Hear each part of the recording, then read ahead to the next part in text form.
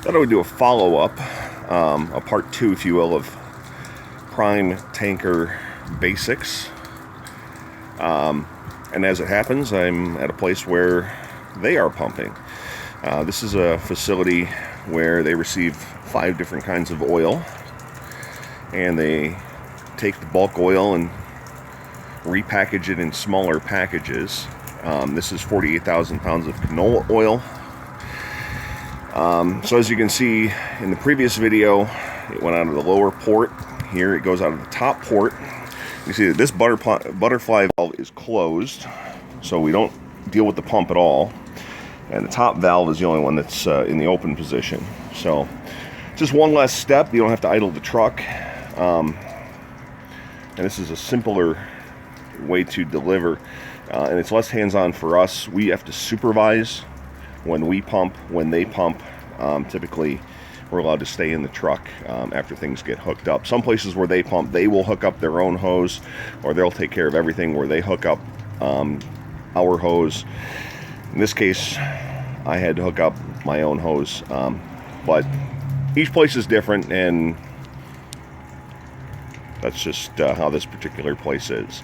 I'm going to follow up on the tools part, so we're going to pause this and head up back to the front of the truck, and I'm also going to show where those 2 connections are for the heat and for the hydraulics.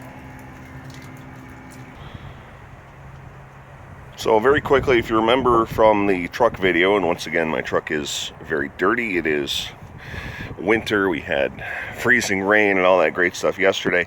This is the PTO hydraulic pump. So it stands to say that the 2 hoses coming out are the hydraulic hookup pump hoses, and they go to over on the far side of the trailer, those 2 connections there.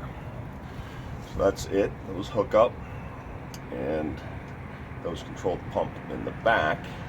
They're controlled by one of the paddles, one of the red paddles inside of the trailer. These 2 connections right here, the black cap on it and the red cap that's not connected in a new stainless fitting, are for these hoses, which follow down to there and then come over to this, which is the tank heater. And as I mentioned before, those go around the tank, but they don't go out the back of the port. They have a thermometer on the front, so you can tell just how warm they're keeping the products. So that's the 2 additional items that you'll have, and of course these are green. If you don't know, if you're not at all familiar with trucks, the green is the electrical hookup for the trailer, powers the lights, the ABS system, and the red and blue primary and emergency air lines for the brakes.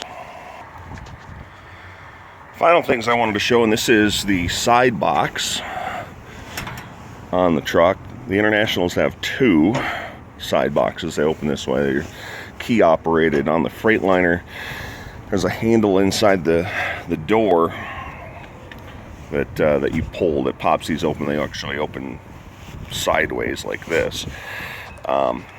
This is actually the storage that's under the bed, if you weren't aware of that. But these are the items that I specifically wanted to talk about. These are all the fittings. I mentioned that we use 3-inch pipes, hoses. You'll go to places and they'll have 2-inch pipe. So you need all sorts of adapters to make sure that you can hook up to a 2-inch, or you might need a female to a female or a male to a male for various reasons. So when you hear that, hey, you have to buy $500 worth of stainless steel fittings, this is what you're talking about. And of course you got to keep everything else. It's winter. You got your anti-gel in here, you've got oil, you've got antifreeze. The tank heater I was talking about before runs on antifreeze. And it's 3 additional gallons in addition to what's in the truck. So if you end up finding a trailer that doesn't have antifreeze in it, you're going to be 3 gallons short. So it's nice to have a lot of antifreeze with the truck. So there's some additional basics from Prime Tanker. Thought you might be interested.